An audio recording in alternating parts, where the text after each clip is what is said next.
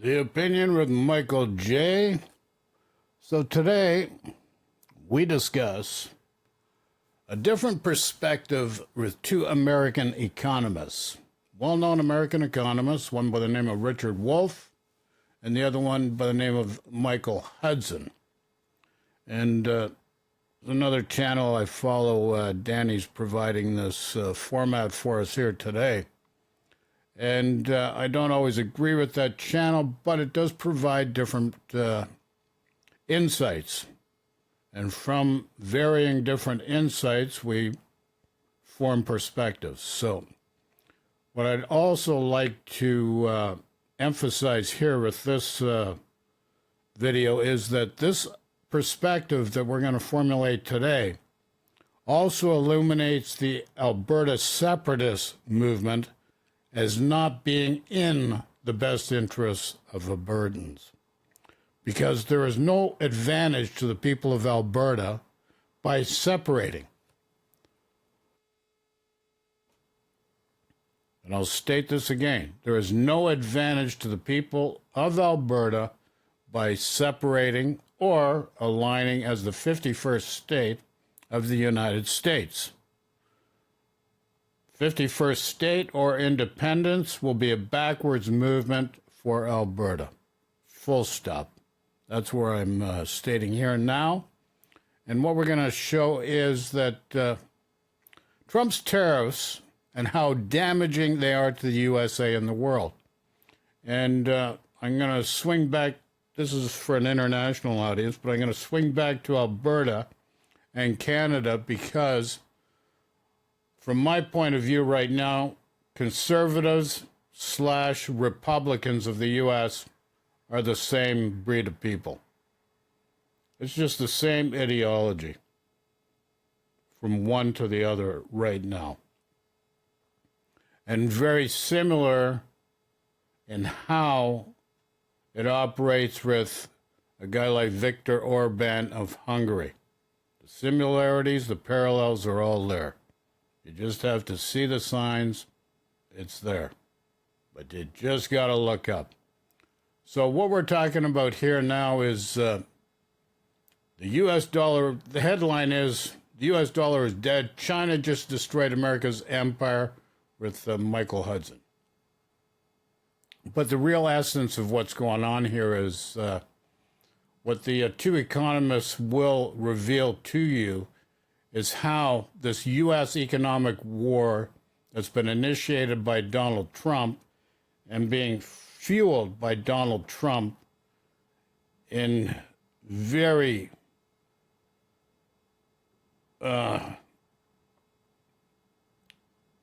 Machiavellian ways of destruction, because also with their recent budget bill that went through the House of Representatives in the U.S., there's a hidden clause that requires a court order to have a bond as security in order for the court order to be enforced.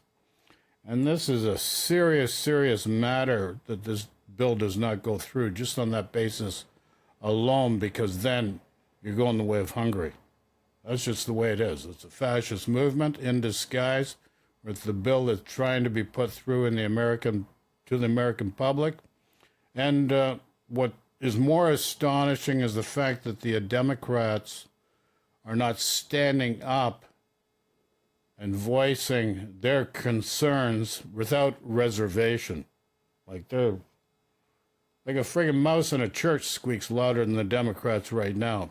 And it's dangerous to their people.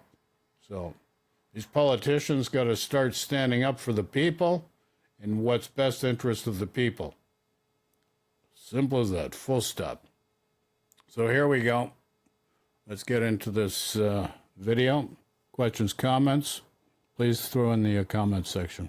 Well, one of the big fears about this move to isolate the United States that tariffs really put the U.S. economy on is that countries like China are going to begin to de-dollarize. That fear was put out into the public by the Western mainstream media as these tariffs ratcheted up against China and stayed on China even while Trump supposedly said. First of all, talk about how tariffs impact this de-dollarization trend, and what does it mean for the broader world economic order that the U.S. sits in right now, as you have stated, as a declining empire? Well, I think for a long time, the dollar has been declining in what it means to people long before. Okay, so this is Richard Wolff here, an American economist, and the other gentleman that will be coming back into view later is Michael Hudson. So this is Richard Wolff.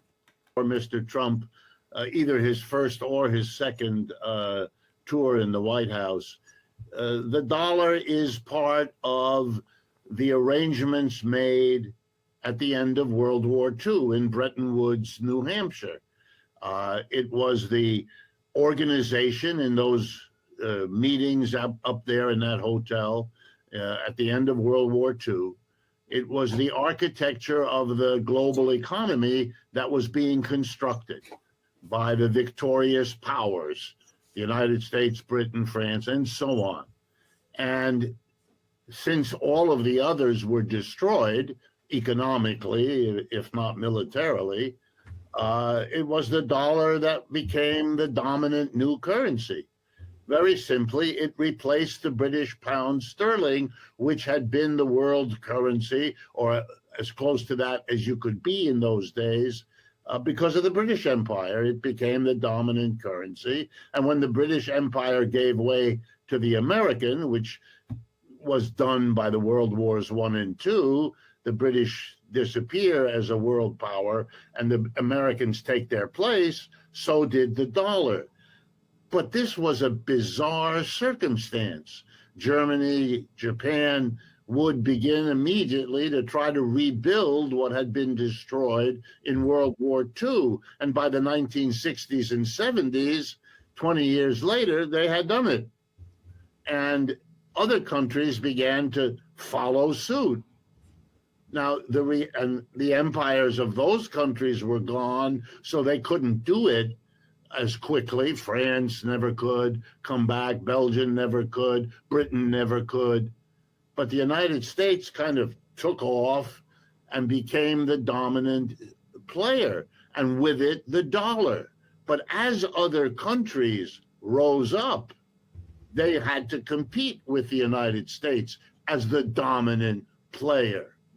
And so the relationships, anybody thinking about it would have said it, the relationships of the United States as dominant and the rest of the Europeans as compliant junior partners, that would dissolve. And NATO, as their organization, would dissolve with it. Too many competing interests.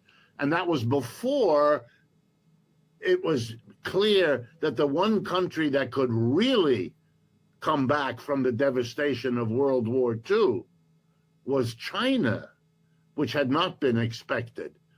The poor were supposed to stay poor, as indeed most of the rest of the world has done. But the Chinese didn't agree. And the Chinese turned out to be able to change all of that.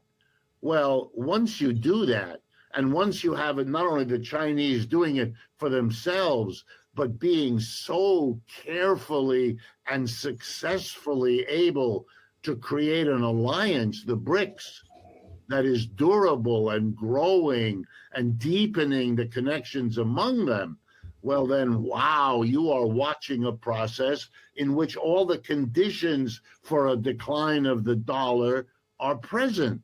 And this is not about some kind of aggressive policy on the part of China. There could be such a policy, but they haven't chosen to pursue it. They're simply developing their own networks of buying and selling. And for those networks, the dollar is still convenient. They still use it. But the actions of the United States, not their actions, are making the dollar less attractive for them to use. You don't know what's going to happen to the dollar because of the interventions of the American government. Look, the dollar is down against the euro by 10% from the day that Mr. Trump became president to now. Now, what in the world is going on? That's not to be a 10% in a 3-month period. That's as dramatic in foreign exchange as what Michael told us about the stock market changing 4% in 2 days. Michael Hudson's the gentleman in the top right-hand side of the screen. So Wolff is in the center bottom, Michael Hudson top right, Danny, the moderator, on the left. And he's hosting this between the three parties together. But Michael Hudson and Richard Wolff are both reside in America and are American economists of note. These are crazy movements, and you don't know who the United States government is going to decide to sanction. Remember that tariffs is one way of whacking the world. Sanctions is another way. And there are half a dozen countries or more that are now sanctioned. The United States is the #1 sanctioning power. No other country comes close. And you have to remember, even a guy like Warren Buffett will state that these tariffs are essentially with their intention as an act of war. It's just economic warfare. It's different from the missiles, etc., etc. It's economic warfare. And the way it's done and the manner it's done is destructive. So the United States is giving reasons by these actions and by the up and down, herky-jerky rise and fall to boot of these actions. So you'll make the dollar less and less. Why would you use it? Its value is uncertain. Its vulnerability for you is uncertain. You don't want to do that. It's much better to trade with and to deal with less insecure elements of your exchange relationships. And so the dollar is less desirable, but it's not just the dollar. They're looking for export markets outside the United States because the one here is too risky. They're looking for imports from other parts of the world because those from the United States are too risky. You know, people think there's no cost to invoking national security, something Michael mentioned a few moments ago. But that's a very dangerous game to play. If you use that very loosely, then nobody knows when it will be used against them. You know, the libertarian ideology, which is experiencing, for me anyway, a very welcome death these days. The notion that the world is run by good and bad governments, and everything bad is because the government intervenes, and everything good is when you privatize. We are watching the United States take a hatchet to that idea. Look at the government intervention. You know, this way, that way, one way, this way in the morning and that way in the afternoon. This is now a governmental interventionist economic system. And the ideology of libertarianism is flipped out the window. It was never more than a gloss on the free trade idea, which the United States could benefit from when it was the only game in town after World War II. Now that it's not the only game in town, free trade is out the window, neoliberalism is out the window, and the libertarian ideology that piggybacked off of it, it's out the window too. Well, Richard said the magic words. Why would other countries want to use the dollar? President Trump has said his intention is to steadily lower the dollar's exchange rate. The purpose, he said, is so we can make American industrial exports cheaper as the dollar goes down. Other countries don't have to pay as much. Well, so it'll make an industry manufactured export cheaper if the United States had manufactured products to export, which it doesn't have. And that's what's so bizarre. His logic of having a lower dollar, that somehow that's going to help the trade balance. And it's really not about the trade balance at all, especially Vice President Vance has said, well, we don't want other countries to support the dollar's exchange rate by buying more treasury securities and buying more American investments. And so President Trump has said, we're going to put a tariff on foreign purchases of bonds and stocks here. So they're going to have to pay, let's say, 5% tariff. Well, if bonds don't even yield 5% per year, that means any foreign investor in the United States is going to lose money on its investment as the dollar goes down, lowering the value of dollars in foreign currency. And at the same time, when the dollar goes down, that means that American multinational firms that have affiliates in Europe, all of a sudden, whatever earnings their affiliates are able to make in Europe or countries whose currency doesn't go down are going to be much more valuable than the United States. And so this is going to encourage yet more investment outflow. But I want to say another comment based on what Richard began to say. What we're seeing in China's industrial takeoff isn't simply a market phenomenon of manufacturing efficiency. It's not simply that they organize their factories better and invest more in research and development. It's a conflict of social systems.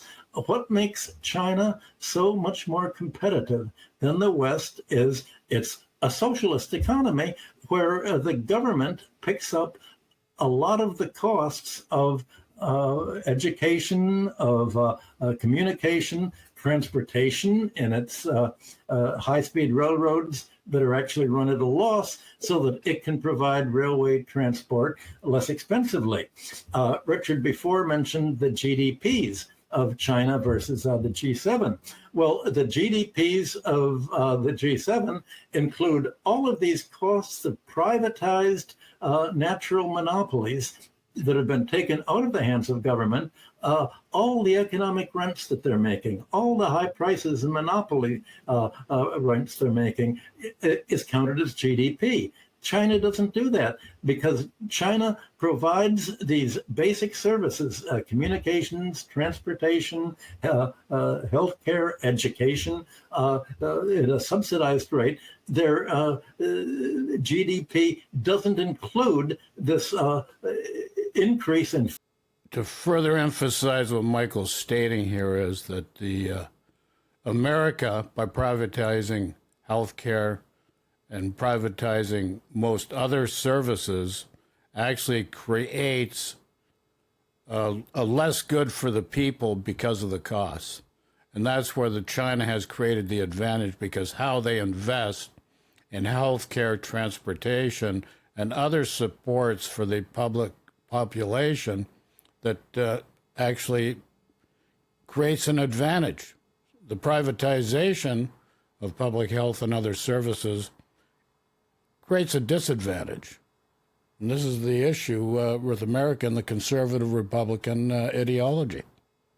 Financial and insurance and economic rent charges that the West has. And that's what makes these other economies, China's economy and other economies that choose to take the socialist route, so much more efficient than the West. And it's the fact that there's a conflict of economic systems that is what makes the United States designate China as the enemy, because the United States, as Richard said, is neoliberal. It's in privatization. You're seeing Mr. Musk carve up the government, get rid of government, privatize everything, sell off the government post office and privatize it. Obviously, rents, mail is going to be more expensive. We're having two opposite systems. One is a system of economic war of the monopolists and the 1% that are privatizing all of the investment on productive capacity in their own hands, and the other is China that is trying to use its economic surplus to increase living standards and productivity. Professor Wolff, I want you to follow up with this because this gets to think when Michael talks about privatization, slash and burn everything. This has global ramifications in the sense that, well, then what does the United States actually have to offer? We just saw Japan get into disastrous negotiations as the first country around this reciprocal tariff business. And even the Prime Minister of Japan, one of the most compliant countries to the United States, is saying they can't just take concessions. And actually, Chaz Freeman, a former diplomat, he said that the United States offered nothing. And so what exactly then are the cards that the U.S. has to play in this trade war that seems to be imploding right now? And Michael, I think you have a good foundation as to why that is, but your thoughts? Well, I mean, the weapon of the United States is the fact that it's a wealthy market and that the president is letting the Japanese, for example, and many others, let them know that we are prepared now to weaponize that. We are, whatever lip service we give to libertarianism, that's all it is. It's lip service. We will use it when it's a convenient rationale, as when you fire public employees. You make a nonsense argument that this is an exercise in efficiency, or you make an even more nonsense argument that this privatization will somehow improve the situation out of a notion that the private is somehow always better because profit drives you to behave. And this is what the Republican slash conservative, whether it's in the United States or Canada, they want to cut the civil service and services, and you're seeing how it really just backfires. But the foundation that they use to brainwash the people to be able to justify their actions, and the people buy into it. It just doesn't work. Simple as that. So this Doge doesn't work. This conservatives in Canada cut civil service will not work. It's going to work in the opposite direction, provide less value for the people. Better than any other motivation might. These are dying arguments. They don't apply anymore. Most of what's going on now is active government intervention, which directly violates the notions of privatization, efficiency, and all of the rest of it. So you're watching a naked use of the wealth of the United States. The Japanese need to sell cars in the United States. They already produce many of them here because at earlier times, I don't know if people know this, but back in the 60s, 70s, and 80s, the United States imposed quotas on the Japanese. The way it worked was no tariff, but you couldn't bring more than X 100,000 Japanese vehicles to the United States in a calendar year. That's another way of protecting GM, Ford, and at that time Chrysler. Well, now it's being done by the tariff threat. Already the Japanese produce many of their cars here inside the United States. I'm sure that that's part of the goal of doing that. But as Michael just alluded to, American wages being what they are, and the cost of business in this country being what it is, especially because so much of those costs is not socialized, not done cheaply by the government, but rather expensively by the private profit makers who run it, your cars are going to have to cost a great deal more money. And that opens up the whole danger of an inflation coming out of all of this, which is simply put behind some sort of curtain. So we're supposed to discuss it as if this were not the case. It makes an excellent point. And this is where we're going to leave it at this juncture right now, because there's no point in going any further. I'll leave a link so you can watch the whole video in its entirety if need be. But the fact of the matter is that Trump's tariffs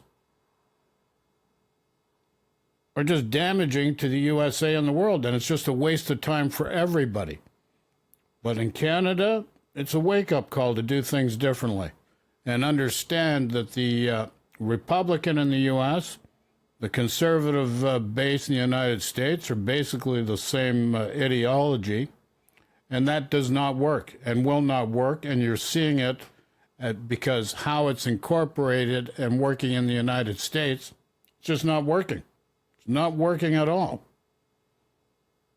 And you're able to witness that. You just have to open your eyes and just realize what's going on around you. And that's just the reality of things. So questions, comments, throw in chat. Gladly appreciate comments, questions, but, try to have a certain decorum, a civility to your way of engaging. Nonetheless, love and peace to everyone. Talk to you all soon. Ciao for now.